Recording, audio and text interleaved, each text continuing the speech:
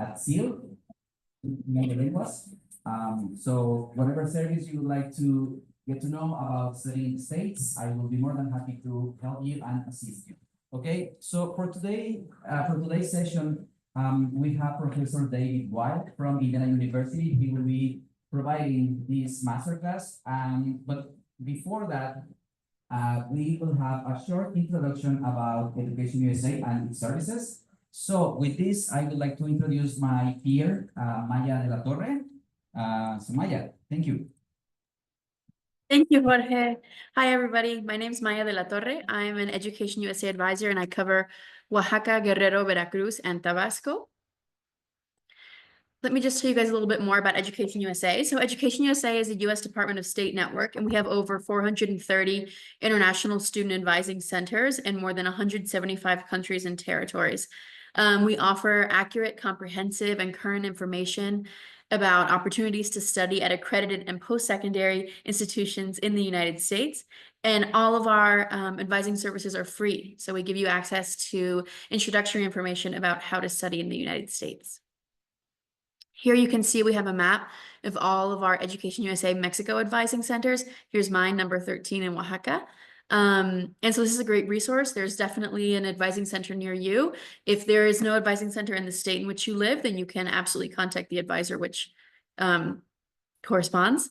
And here, if you scan this QR code, it'll send you a bunch of links about how to contact your nearest advisor and also some more information about Education USA. And at Education USA, we manage a 5-step application process. We begin with researching our options, then financing your studies. We help you with finding scholarships or loans or whatever, the case may be. We help you with completing your application, organizing all of your documents, applying for the student visa, and finally preparing for the departure. And we recommend that you begin this process around 10 to 18 months before your anticipated start date. And with that, I will pass it along to David. Great, thank you so much. I'm just going to screen share here, make sure I can get that working. There we go. It's an absolute pleasure to be asked to do this. Thank you all for taking some time to listen to me this afternoon. Hopefully it will be useful in some way for each of you. The title kind of went through a few different iterations. I'm slightly nervous about calling it a masterclass because I don't think any of us have mastered AI at this point. In fact, maybe it's mastering us, but we'll see. But really the nub of what I do and what I'd like to talk about today is how the world is in a pretty interestingly complex state right now, with some pretty big challenges in different dimensions. And this thing has come along, AI, which has the potential to help us with some of those challenges. So my real core interest is how computing, technology, and artificial intelligence can help us survive and thrive as humans through challenging times. So I'm going to just say a little bit about the IU Luddy School, the Indiana University Luddy School, where I'm from, and briefly kind of introduce me so you know who I am. And then talk a little bit just to kind of help us get contextualized in where things are moving so fast. Where actually are we with AI and data science right now, and where are we going? Then we'll get into some examples of how AI and data science can help with some of the world's biggest challenges. And the world's biggest challenges start with us. So we'll talk a little bit just about us as individuals and little communities can actually start to work with technology in a way which is beneficial. But then we'll talk about some specific examples from my world that are just small vignettes or small examples out of a much bigger pool. Then maybe the most interesting thing is, how can you change the world? I've done some little bits, but there's so much potential and so much opportunity right now. And you know, people are talking about, is AI going to take all our jobs away? Well, maybe it's going to take some jobs away, but there's so many opportunities for humans to be able to do amazing things alongside technology right now. I'd like to kind of encourage you about some of the opportunity there. So the Luddy School of Informatics, Computing and Engineering at Indiana University is somewhat understated, but it's actually one of the world's leading technology schools by multiple factors. The number of faculty we have, some of the research funding that we get, the number of undergraduate and graduate students. The two things I really love about this place are it's very broad. So I tried to include this in some of the pictures, but there's people doing theoretical computer science and algorithms. There's people doing human-computer interaction design. There's data science that I'm kind of housed in. There's informatics, which is how do humans and computers work together. There's complex systems.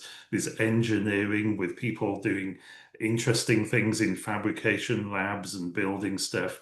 It's just really broad. We've got people who are anthropologists, people who are mathematicians, all working together.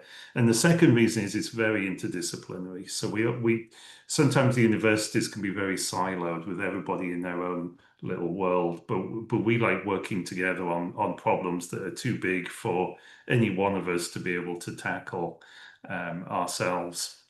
You can go to luddy.iu.edu to learn more. The main campus is in Bloomington, Indiana, a beautiful campus in college town of Bloomington. And then there's other sites, including Indianapolis, which is the major city near us.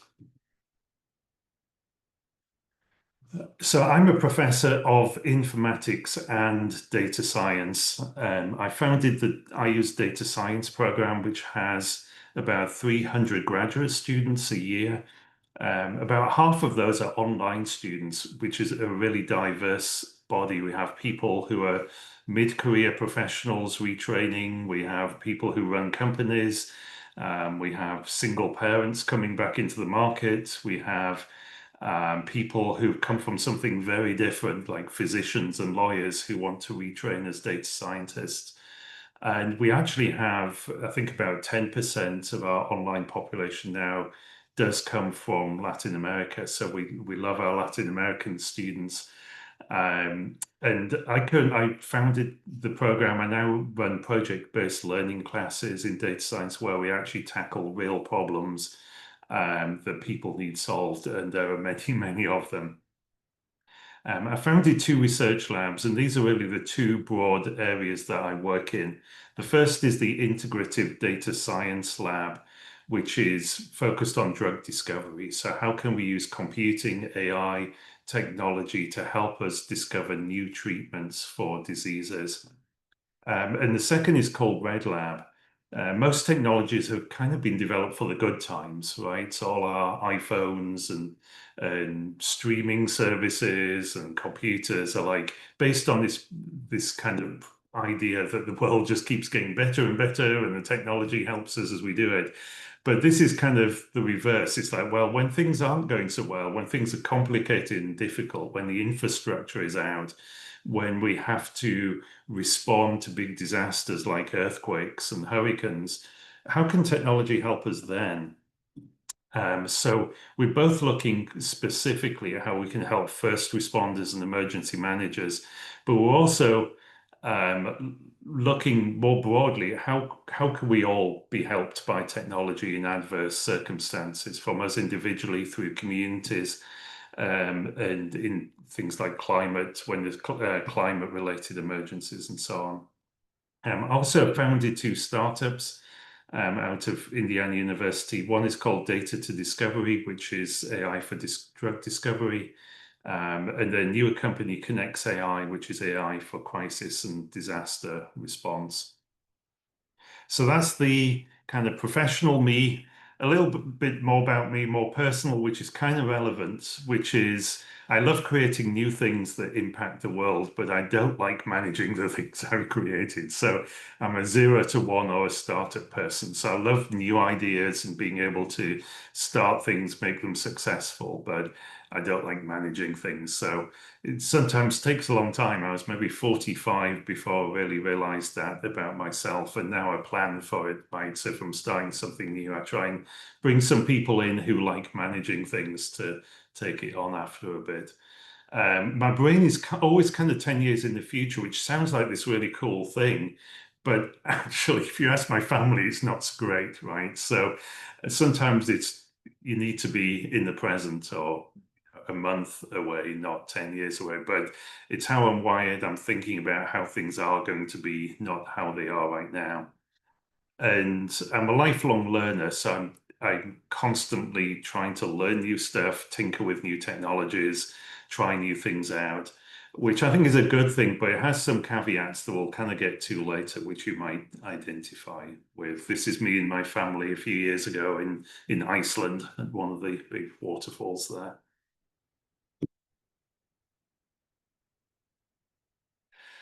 So this is a slightly complicated slide, but I want to walk through this because this is one of the most important messages I want to get across. You may have seen the Maya Angelou quote at the start, which is, you can't know where you're going unless you know where you've come from. So this is the where have we come from slide for AI and global connectivity and internet. And it seems like about every 8 years or so, there's a kind of, there's a big leap forward. And this has been happening longer than since 2000, but I'm just focusing on what we might call the internet era here. So I come from the dark ages back before the internet. Well, before the internet was really ubiquitous. And we were super excited that we could fit 1.4 megabytes of data on a single floppy drive. Right, everything was, there was no online, everything was, physically stored somewhere within our reach, be it a floppy disk or a hard disk or something like that. But then I lived through the coming decade or so, a couple of decades, through the emergence of this thing we call the internet and the World Wide Web. And this really it was kind of pieces, but it really kind of started to come together in 2000 when Google came along. And Google was the first time you could just go to this white web page with a box in the middle, type in something, and it would go away and search the world's information and try and make it accessible to you. So a first approximation, all the world's information suddenly was accessible to anyone. Now, we know that's not true. There are still many people who don't have internet access or don't have other reasons they can't access that information. But this was a big deal, right? So, now it's hard to explain to people who were born since then, this idea if you needed to know about something, you had to go to the library or buy a book or watch a TV program when it came around or something, right? Now you were able to just go and type something in and find out about it. Now, in retrospect, this seemed a big deal at the time, but it was actually a much bigger deal in retrospect for reasons which I'll get to in a second. 2008, there was this shift to what we called Web 2.0 or the social web, where rather than just consuming information from the internet, we started to connect with each other and generate new content for the internet. So everybody became a creator. So it had the rise of social media, Facebook, LinkedIn, Twitter, but also this idea of kind of blogging and microblogs and being able to share content. Everybody can make content for the web. It's like, whoa, this is cool. Like you don't have to get a job as a news presenter or as a, kind of somebody with a PhD who can publish in journals. Anybody can start talking about things on the internet. So this was kind of cool. It was like, wow, this is amazing. Forward 8 years, 2016, we then started to run into some issues with that. Now, when anybody can create content on the web for anybody to access, then people can create bad content or accidentally say things which are not true. So we had this idea of like there's not just information or good information, it's also bad information or disinformation. And this was obviously a huge issue in the 2016 US election. But we also saw it in the Arab Spring, where the Arab Spring was earlier, but in, this was emerging in the Arab Spring, in Brexit in the UK. And there was this idea that we kind of can no longer kind of rely on the information, that we have to have some way to be able to differentiate good information from bad information. So we got fact-checking sites, we got all kinds of complex algorithms that maybe can look at hub networks of who's posting what and how authoritative they are and so on, right? Which seemed like a reasonable approach at the time. It's like, let's just have a way to filter out the disinformation so we can just all get good information. So then let's fast forward to 2024, and this big yellow star is where we are now in 2025.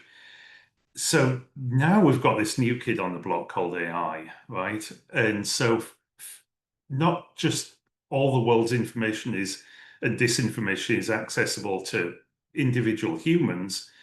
Now it's accessible to this thing we call artificial intelligence. And artificial intelligence is able to generate new content that goes into this big pile of content that, oops, sorry, I was just trying to stop that from showing up there. There we go. This big pile of content that we're kind of been building. Now, you're probably wondering what this blue line and the two orangey red lines are about here. The blue line is the amount of accessible data in the world. And by accessible, I mean data that has been stored and is somehow made available in a fashion, not necessarily on a web page, but is somehow accessible. The numbers here in zettabytes. Zettabytes are 1,000 terabytes, no, billion terabytes. So 2 zettabytes is how much data we had in 2009, 2010, right? We now have 147 zettabytes of data. This is just going up exponentially. Data and information of knowledge, right? So think about that, 147 zettabytes. What does that really mean? Well, it's quite hard to know how much our brains can handle because our brains work a little differently than computers. But if you take all the kind of estimates of how much information we can hold in our brains, it maybe averages out to about a gigabyte of information, right? Now, I'm sure that's not true for me because if my family asks me to buy 3 things from the supermarket, I'll forget one of them and only remember 2, right? So I think I can manage about 10 bytes or something. But let's say our brains can hold a gigabyte of information. A gigabyte is to 147 zettabytes as a grain of sand is to a massive beach. Right, so just stop and think about that for the moment. The amount of information you can hold in your brain is like a grain of sand on the beach of information that's out there. Now, this is super important because, I grew up in a world where it seemed reasonable to be constantly trying to absorb as much information as possible. If we can just absorb as much information, read as many books as we can, then we'll become smarter, we'll become more successful, maybe we'll become happier, right?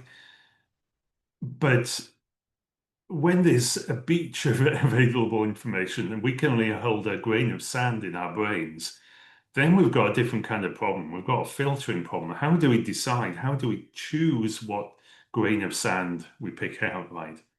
So that's one thing, right? We've got to deal with this amount of information, beach of information in our grain of sand brains. But now we also have to deal with this interesting fact that AI is able to not just access and hold a gigabyte or a grain of sand, it's able to access the whole, well, maybe not the whole, but zettabytes of data, right? It can process over the whole beach. Now, you can say, well, yeah, but we're clever as humans. AI's not that clever. The 90 and 100 here, this was in 2024, the percentage relative percentage capability of AI to a PhD level human in math and English. I can't remember which way around it was. One of these is math and one of them is English, right? So this has now gone beyond 100.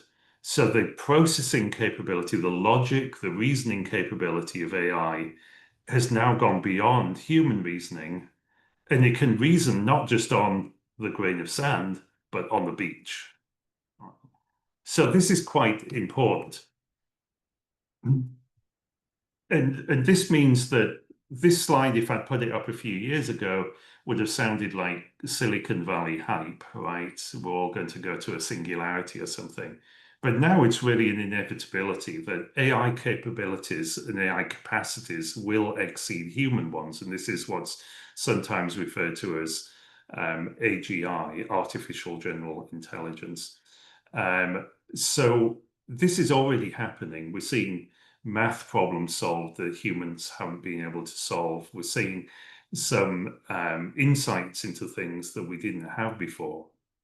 We're starting to see full stack capabilities coming from AI and technology, being able to not just build a website or write the code for an app, but do the whole marketing and business plan for the company to commercialize it, right? There's going to be new discoveries in science because we have a bunch of, even Einstein's brain was only slightly bigger than our brains, right? So by being able to reason over so much information and data, we're going to actually discover new things about medicine, about biology, chemistry, physics, philosophy.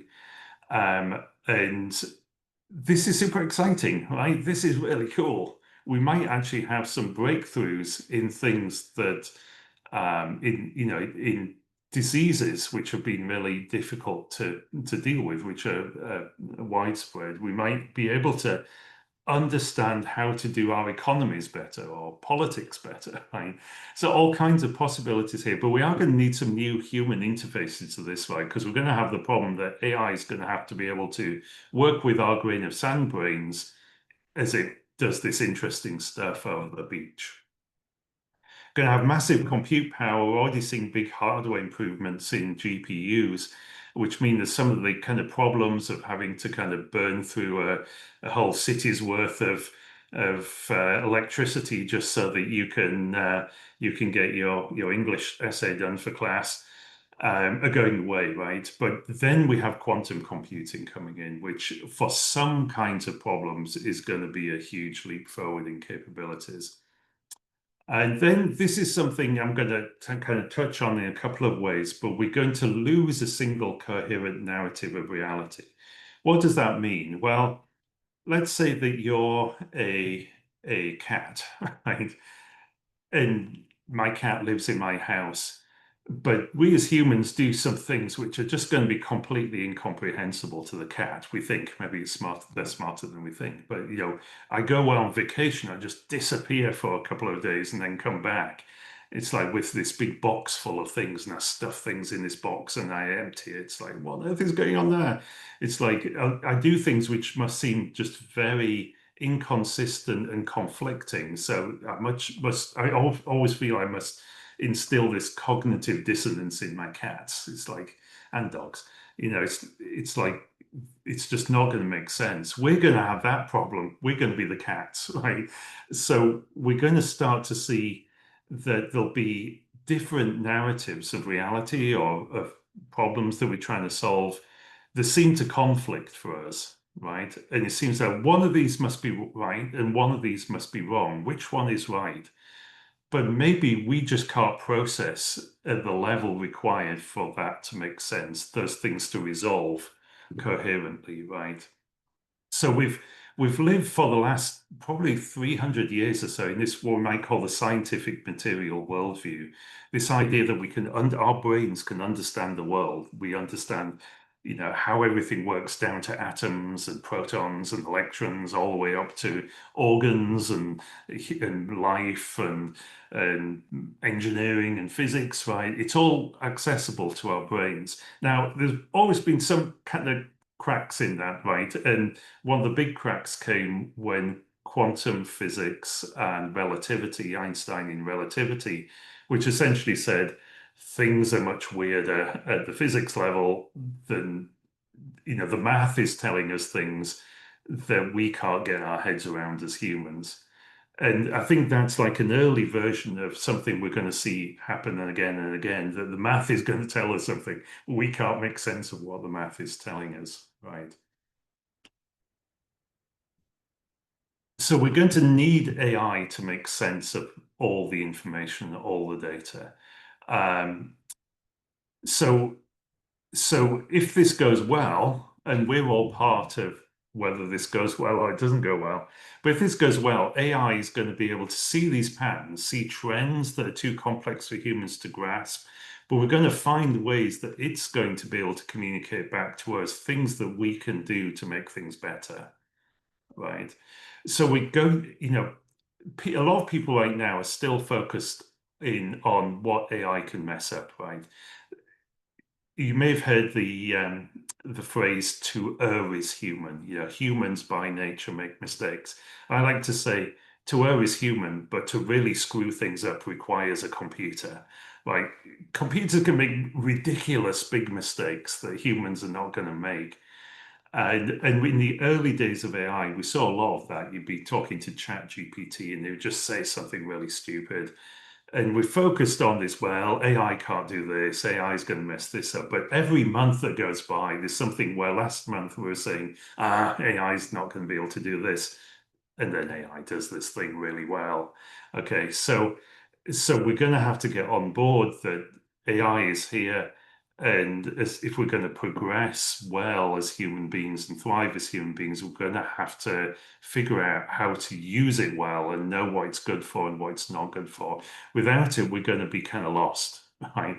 And even if we say, "Oh, I'm not doing AI, I'm just going to do my own thing," the world is going to be using AI, so we're going to have to be on board or not on board.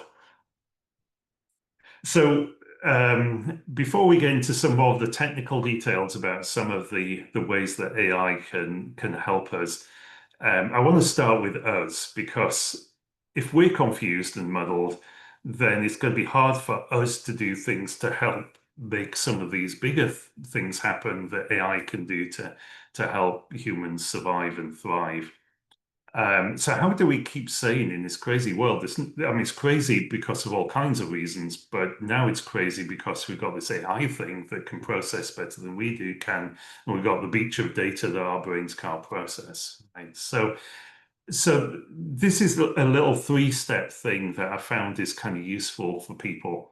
The first step is writing down what you know to be true. And sometimes some of the things we thought that will be in that list, maybe don't belong in it. So maybe, it's like, is the speed of light constant? Oh, we know that to be true. Or, something about physics or something.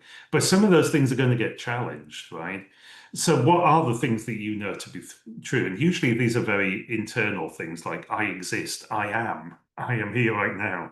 I'm loved, I have the capacity to love. I can take actions in this world which are meaningful.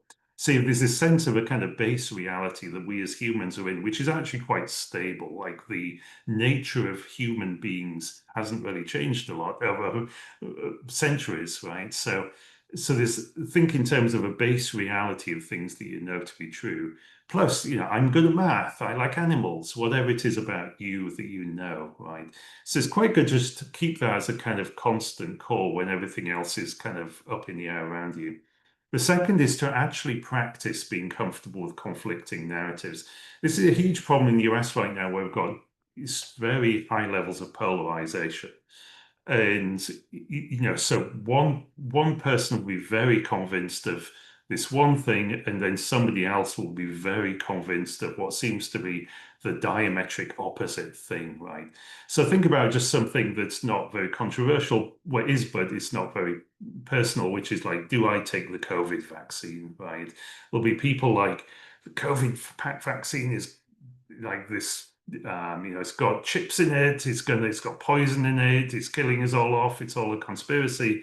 And there's other people which are like, you've got to take the COVID vaccine, otherwise you're going to die, right? So it's like, well, do I take the COVID vaccine or not? Well, there are genuine conflicting narratives because there is evidence of problems with the COVID vaccine. There's evidence that COVID vaccine helps, right? And when we're dealing with all this beach of information out there, we're going to have very convincing evidence that completely conflicting things are true, right?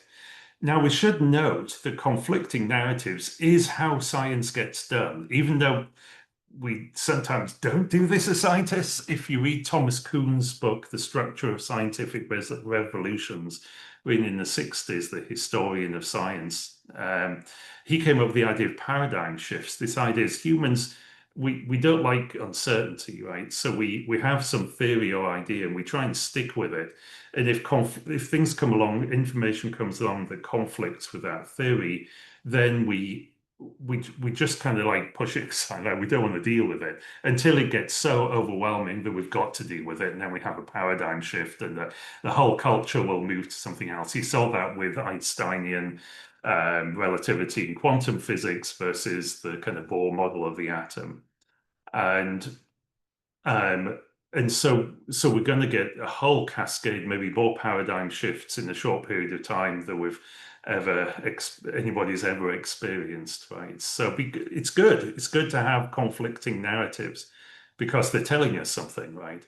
So what do we do with them? Maybe you have to make a decision like, do I take the COVID vaccine? Well, the good news is we can actually use AI to help here. So AI is very good at taking the whole beach of data, and if you ask it nicely, ask it well, you can say, I'm really struggling with how to make this decision. What are the pros and cons of this? And what are the risks and the the benefits of either doing it or not, right? And AI can actually give you a really good answer, usually with those, particularly the AI models with deep research capabilities. So write down what you know to be true, practice being comfortable with conflicting narratives, and then use AI to help you make decisions using the information that's available and relative risk and benefit.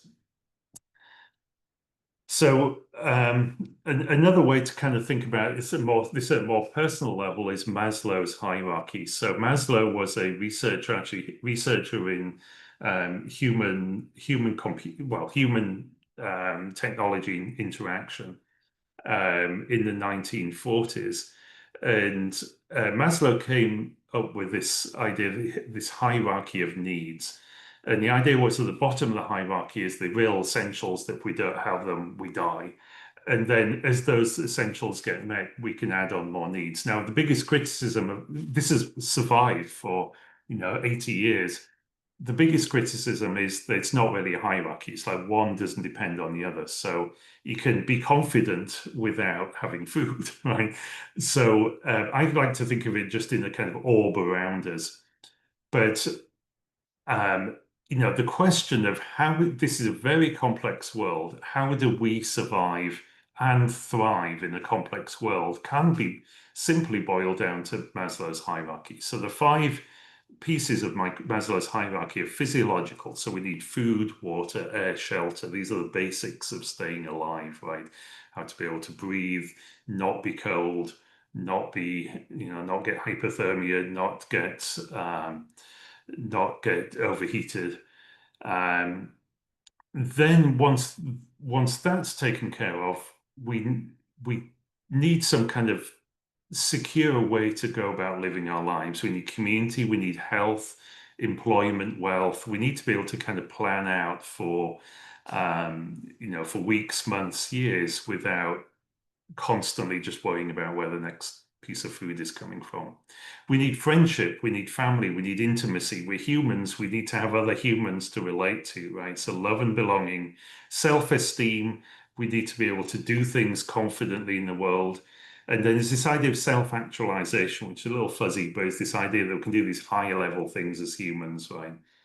So what we find is a lot of the challenges that we're facing in the world right now, can be in all of these, but there's certainly a lot of challenges at the physiological and security level, right? How do we get good food, water, shelter where it needs to be, right? There's big challenges here with climate impacts, with drought, with flooding, too much water.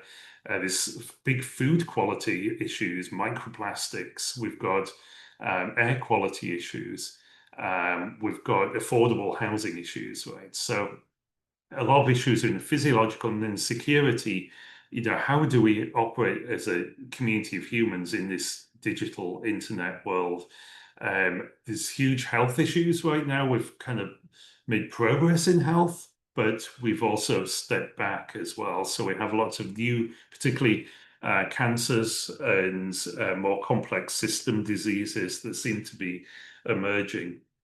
Employment is complicated now, and how do we just, used to, a generation ago, you'd have a job for life, and now everything's changing every month.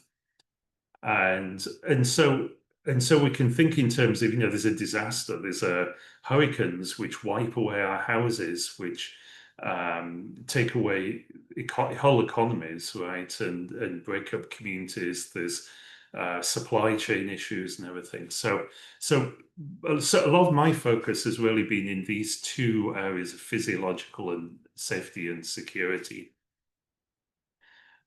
So what I want to do now is just kind of think about three of these. Now, there's nothing special about these three except insofar as they're ones that I've chosen to give some attention to in my work, right? So I don't want to elevate these above all the other interesting kind of challenges we face in the world right now. But these are three that I've kind of thought a lot about and drilled into, and we have some examples of how AI and data science can really potentially help us.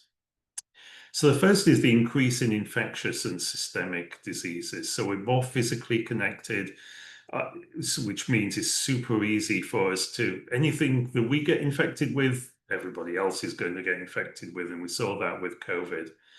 And so we're going to see more pandemics, more epidemics, more crossover with other species of infectious disease, big quality issues with food, air, and water, and everything from, I was in Mexico City in February. I think the food was much better quality than back home, but the air quality was terrible, right? So we've all got different variants of this. And as our lifestyles change, we're going to get we have these kind of chronic illnesses rapidly rising, concerning increasing cancers in younger people, stress-related diseases, and so on, right? The second is the increased frequency and impact of disasters. This is really a thing, right? So climate change or climate impacts are happening. The real way to measure it is the cost of disasters, the cost to countries' economies, right? So the actual cost, not just the secondary cost, but the actual inflation-adjusted cost of disasters grew from 44 billion worldwide in 1990 to 203 billion in 2024. So after 30 years or so, essentially a quadrupling of the cost of disasters. Now, this isn't just because the disasters are getting worse.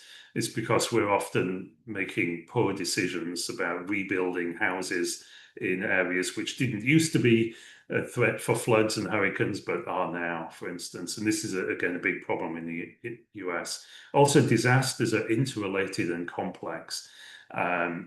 So we'll have, wildfires causing pollution problems, and then we're recovering from one disaster and another one happens. We have technology outages because of disasters. So there's a whole ripple effect of disasters right now.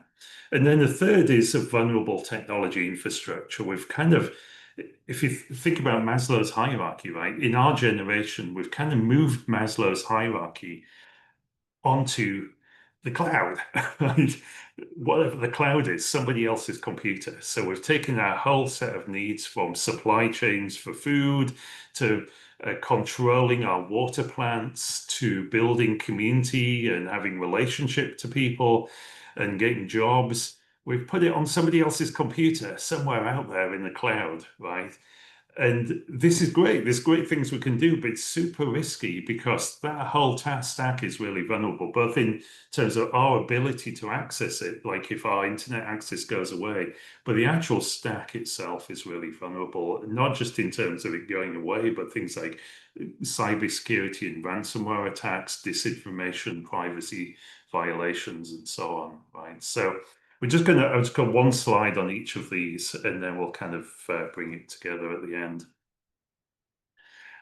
So on the disease problems, my longest standing research area, which has been going on longer than I care to admit now, is in repurposing drugs for disease, and particularly emerging diseases. So we have about 4,000 known drugs on the market right now. So these are drugs that have been extensively tested in humans for safety. Their safety profiles are well known, and generally they're approved for effectiveness in one thing, right? So this drug is for indigestion, this drug is for your headache, this drug is for cancer, right? But our bodies are very, very interconnected. So if we start modulating one piece of our body with the drug, maybe there's some other things happening too when that drug goes into our body. Now, there's could be bad things like side effects, but there could be good things we don't know about. So, so what we did here was there's literally information on millions of chemical compounds, genes in our bodies, proteins, biological pathways, phenotypes, everything from the chemical that would be in the drug through to our organs in our body, right? There's data sets out there about everything, right? So what we did is we took as many data sets as we could about all these different things, about drugs, compounds, proteins, genes, and put them all together into one data set called a knowledge graph. A knowledge graph is special in that you can encode relationships between things, and that's what it's good at. So you say this thing is connected to this other thing in this way. This chemical compound interacts with this protein, or this gene is associated with this disease one. So we've got all these little pairs of things that we can connect together. So we have this huge graph, right? Then we can get AI to compute across that graph. Now, we did most of this work before what we call generative AI or large language models, but what we might call machine learning now, right? We're now starting to use those large language models. We did something called link prediction, which is which drugs should be connected to which diseases based on all this information, much more than a human brain can process.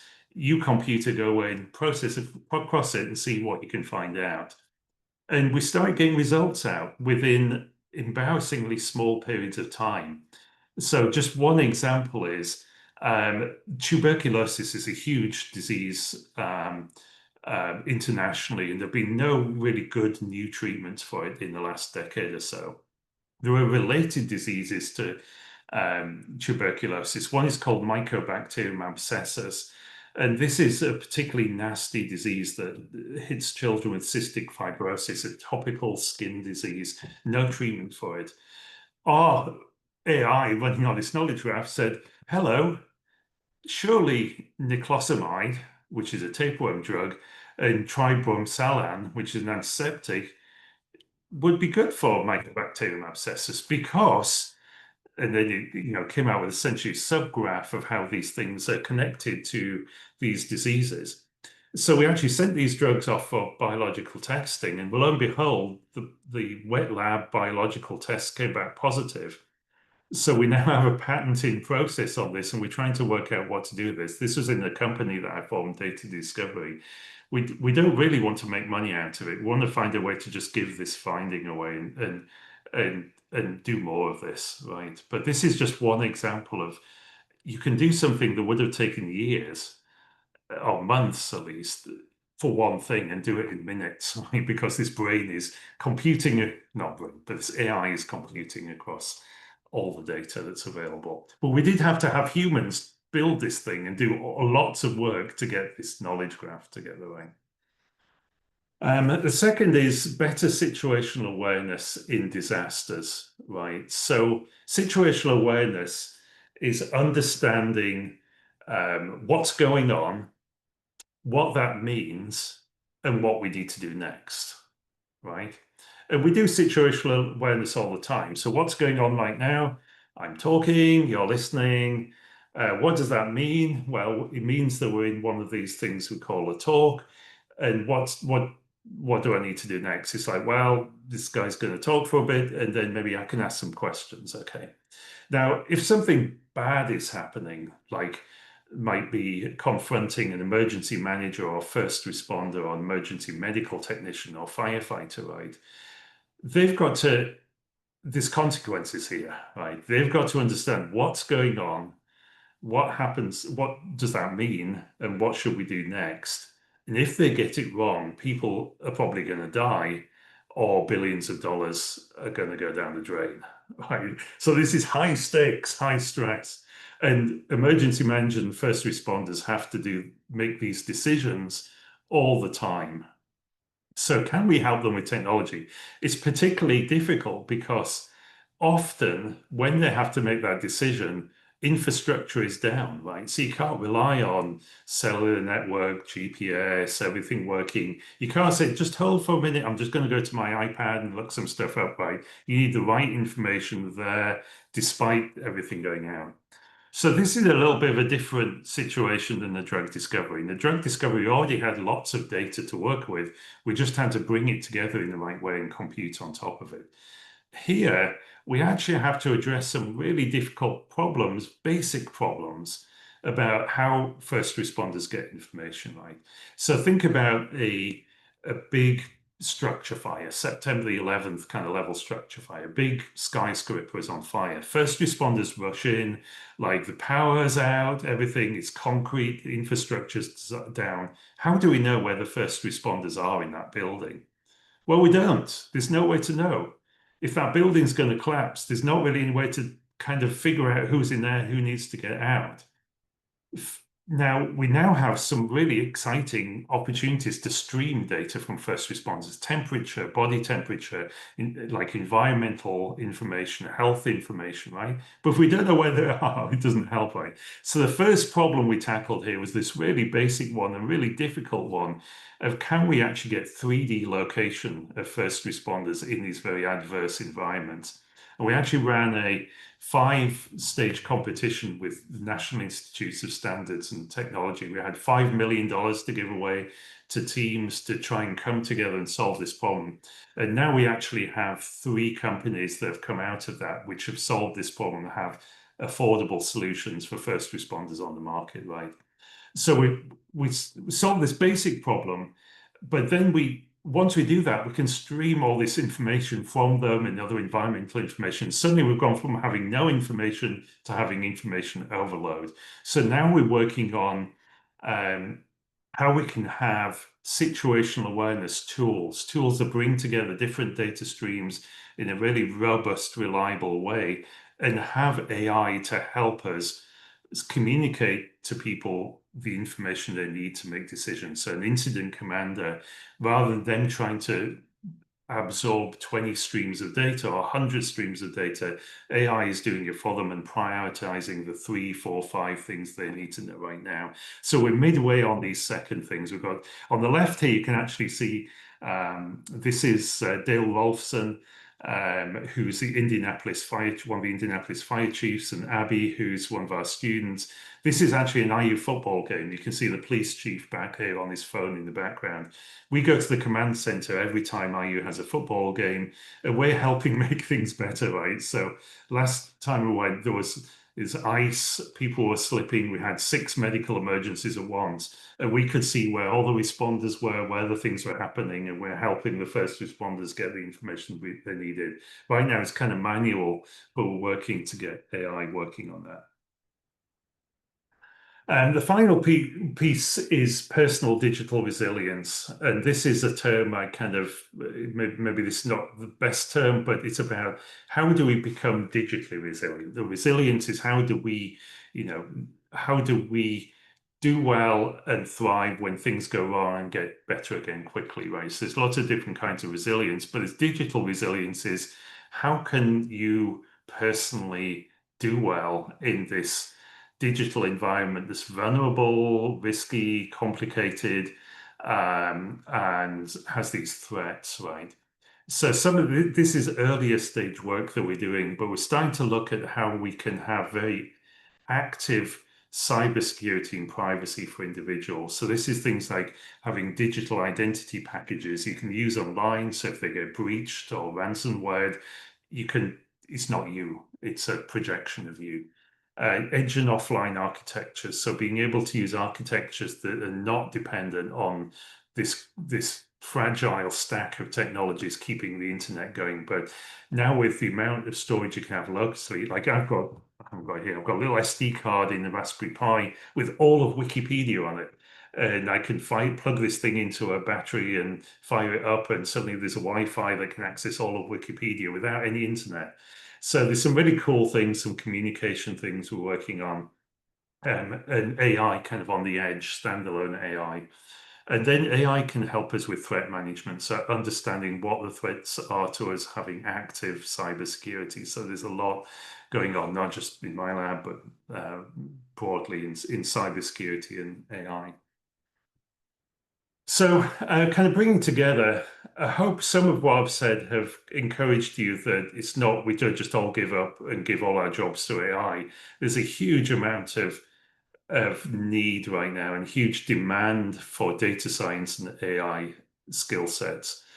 In really three areas: digital transformation. How do we take things that are not digital or are not AI and make them digital or AI? And every domain needs to be data driven. So anytime you can have experience in AI and data science plus X, where X could be, kind of art, making interesting rock things, or it could be anything, right? Any X needs digital transformation, right? So there's millions of X's out there waiting for you to be an expert in X plus data science. Data engineering is building the infrastructure we need and software stacks to do AI. And then there are emerging areas like knowledge graphs, explainable machine learning, federated learning. There's lots of new areas that are popping up. The cybersecurity, privacy area is big right now. So again, getting combinations of these skill sets, being an expert in cybersecurity and AI or in X plus data science is really good right now. So how can you make a difference? Well, I'll be remiss if I didn't do a plug for our master's degree program in data science, online, residential, or hybrid. You can come for a year and do a year online. And we really emphasize project-based learning, experiential learning with real problems, and very broad-based learning. So there's a wide variety of things you can study in that degree. And this, gives you that paper qualification in data science, which if you can combine that with something else you're expert in or interested in, makes you extremely well qualified. But you don't need a degree in data science to do the thing. Some of the best data scientists I know have no qualifications in it whatsoever and are self-trained. There's room for everyone in data science, whether you have a formal degree or not. But you start with a data-driven mindset. What's a burning question, and how could I help answer this question with data, right? One good example of this is somebody I'm working with now is a Filipino-American in Los Angeles. During the wildfires, he realized that there was poor communication about the wildfires to the Filipino community. So he was like, let's just get good information to the Filipino community. So he got some of his buddies together who were data kind of people, and they started getting stuff out on the news channels and stuff. And it turned out there was a big problem people weren't realizing, which was, the fires go through, you go back to your house, but the smoke is extremely toxic. How did he know that? Because they did a bunch of data science. They took a bunch of data sets about what's in the structures that were burning, what the toxicology is of them, and they kind of calculated this whole thing. So they could predict the toxicology of different areas with different smoke impacts. So then they put a message out to people: always wear a mask when you go back home. Don't take your kids in when you go, right? So they actually saved lives just by being a kind of data nerd, So it's really important stuff. And then third is build personal or community resilience, right? Things are kind of pretty wild out there right now, but you can build your own stuff that's kind of cool and stable, like data repositories, local AI models, local communication networks. So these build local resilience, and also just really cool and interesting things to do. So I hope that was somewhat useful and interesting. I do like keeping in touch. Here's the beautiful Bloomington campus. These are the sample gates, which are kind of the entrance to campus, and the Luddy Center for Artificial Intelligence, the Luddy building. We are really excited about opportunities to crossover between the US and Latin America in particular, including physical visits both ways, online connectivity and so on. So please keep in touch. And we are super blessed in the IU to have the IU Mexico Gateway, which is an amazing presence of IU in Mexico City. So I'm going to hand over to Leah to just say a little bit about the IU Mexico Gateway, and then be happy to take questions. Thank you, David. That was an amazing session. As Professor David was saying, we have an office in Mexico.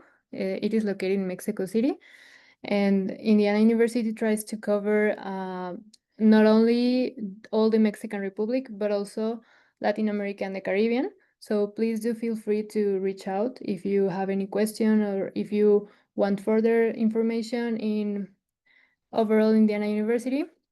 As you can see here, we have social media. We have a Facebook page and also a LinkedIn profile. And I am also going to drop my mail in the chat if you want to reach out. And that will be pretty much it. So if you have any questions, this is the right time.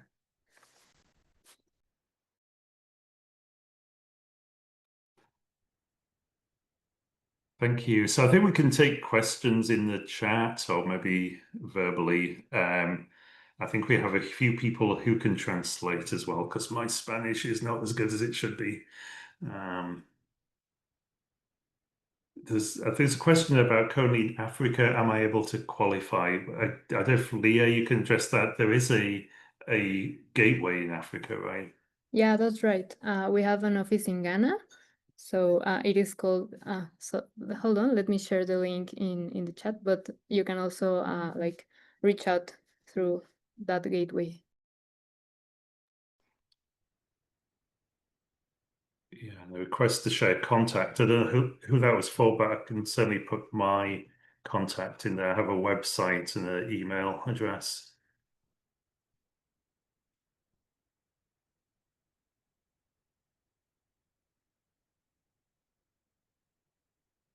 Oh, super interesting question from Alma.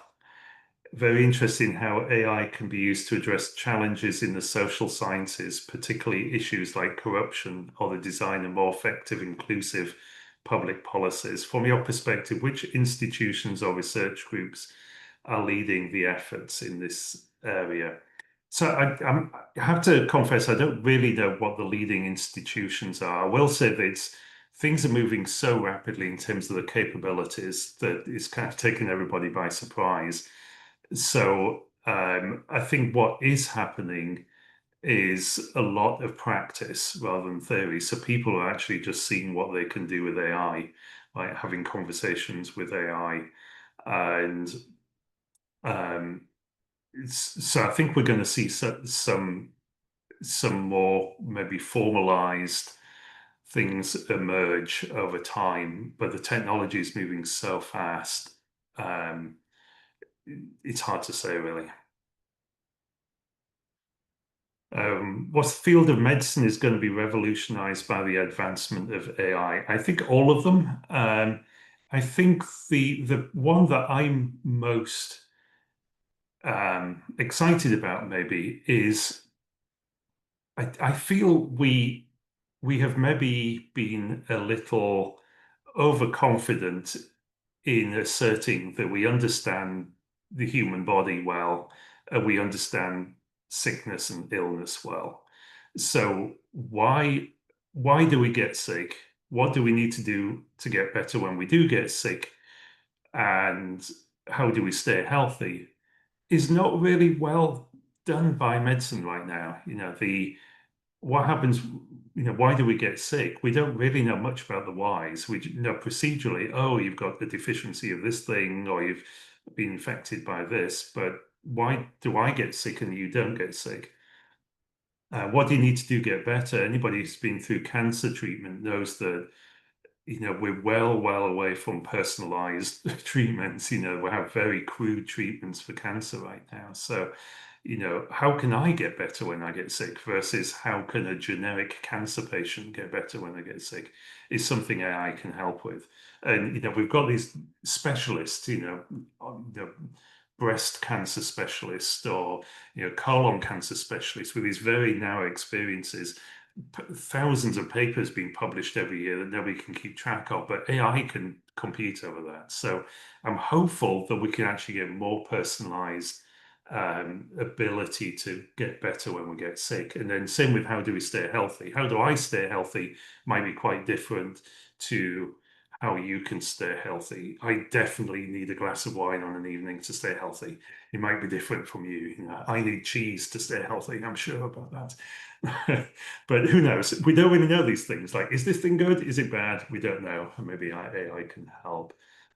Do you have studies of AI related to robotics? Yeah, we have actually a robotics research program. It's called the Human Robot Interaction Program. So not only are we thinking about the robotics themselves, we're thinking about how humans and robots interrelate with each other, which is super interesting right now. And we've got some really cool stuff, like we've got these robots which help people who've been traumatized relax. They're kind of like pets, and you can stroke them and they do things, and it actually works. It reduces blood pressure and things. So yeah, we do have stuff going on right at that interface of AI and robotics. Medical education, that's a really good question. Okay, so there's a kind of theory about medical education. The Western medical education has been kind of taken over by pharmaceutical companies, right? So in a sense, we're training doctors to be machines, like they're machines that diagnose an illness and then propose a treatment plan, which is either a drug or it's a surgical intervention, right? So they're the only options. You diagnose from a list of valid diagnosis codes, and based on that diagnosis code, you say, okay, well, we need this treatment plan, which is a drug or a surgical intervention. Problem is that can be done much better by a machine, right? So, and it's not very effective for most things. You know, sure, if you get an infected cut, taking antibiotics is a good thing. If you've got recurrent stomach pain, then we don't know what's causing it. We don't know what the treatment is. My sister is a physician in the UK, and she's changed how she's done practice over the last couple of decades. She's got a ton of stories about if you just start to do detective work and stop trying to be a machine, then you can really help people get better. One example, a woman who had chronic neck pain for like 10 years. She'd been through neurologists and kind of, pain doctors, just the whole everything, right? Peripheral nerve, blah, blah, blah. And she wasn't getting better. All my sister did was say to her, well, what happened 10 years ago? Like, you were okay? Then 10 years ago, you started neck pain. He's like, oh, and she's like, oh, it's right around that time my husband went off with another woman and it was horrible and divorced and I want to kill him. And it's like, okay, that's interesting. Like, husband goes off, does something terrible, and you want to kill him, and you get neck pain. It's like, so she sent her for counseling, and her neck pain was better 2 months later. Like, so it's like, well, that was detective work. So that's a long way of saying my hope is that AI will actually do more of the procedural stuff about you have this diagnosis, this degree, disease, leaving doctors to do more human detective work with the AI. So I'm hoping that medical education might change on those more holistic lines. I really talked more about that than I meant to. yeah, AI in education in general, see it as interference or assistance. I think it's assistance. I think if what I'm teaching in a class can be better taught by AI, then I'm teaching the wrong thing in my class. But that's my opinion. Can AI think outside the box and be creative, or only provide answers based on the data given to it? I think it's both. I think he's only giving answers based on what's given to it, but that looks like thinking out of the box for us with our one grain of sand brains. I think there is something very fundamentally interesting, though, that we thought, like what we're doing now, I'm communicating ideas in language, was a very human thing, but we've kind of shown that communicating ideas in language is something a machine can do with enough neurons and data. So again, it's like, what are we as humans that's more than that, is a really interesting question.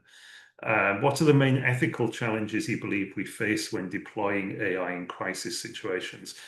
And how can we address them effectively? Lots to that question. I mean, one of the biggest is security and privacy for the people we're serving. Lots of cases, when you're desperate, you'll give up your data, and then that data gets abused by somebody. Also, we have to make decisions to do one thing over another, right? So AI is helping us decide to save these people and not these other people. It's the old dilemma of, do you save the one person or the 10 people? So I don't know if it's creating ethical problems, but there are many ethical problems out there, and maybe AI will help with them, and maybe it won't. I don't know. Do you work in cooperation with companies? If so, which ones? I don't work with big tech directly. I have obviously 2 startups, and our projects we do in our class often do with companies, smaller companies, governments, people in state or national government, local. We're working with the city of Bloomington, so work with like nonprofits, smaller companies, and researchers. All right, did we hit everything there? These are all great questions. Yes.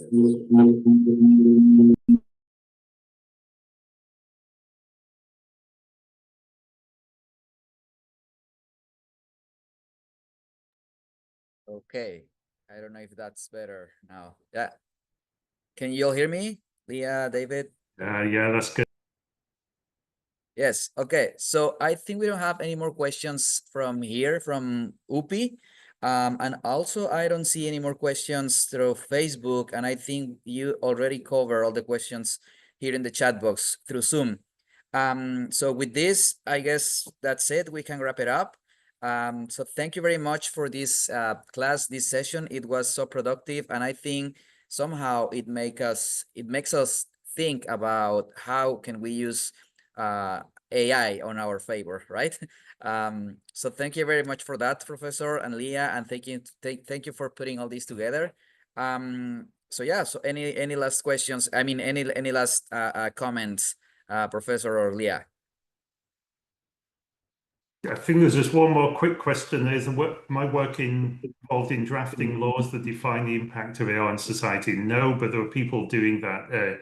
Cory Doctorow is a pretty well-known person involved in that. And the copy of the presentation, yes, there's a link which I will put into the chat. So I'll put that link into the chat right now.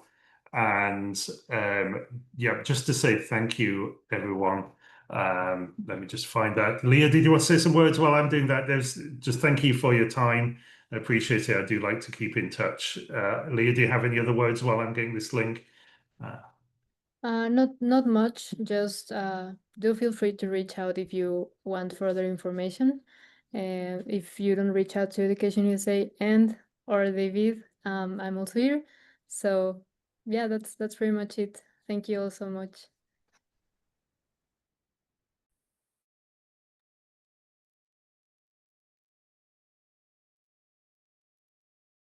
Es que tenemos este feedback que se hace. Sí, sí, sí. Por eso tienen que apagar allá y yo tengo que encender acá. Okay, sorry. Sí, sí, gracias. Gracias, gracias. Well, thank you very much. I think this is it. And Professor David has already shared the presentation. It is in the chat box here. And I can also, I mean, through Education USA, we can also share Leah's information with the office in Mexico City. So in case anyone is interested in reaching out to the Indiana Gateway, did I say it right, Leah? Yeah, Mexico Gateway. Yeah, okay. Fine. Okay. Well, with this, thank you very much. My name is Jorge Reyes, Education USA Advisor in Merida, and I also want to thank Maya de la Torre, my peer and Education USA Advisor also in Oaxaca. And remember that Education USA is a global network of advising centers. If you want to get to study in the United States, you can reach out to us. And thank you very much for this session. And I think I can say the words, class dismissed. Thanks, everyone. Have a good night.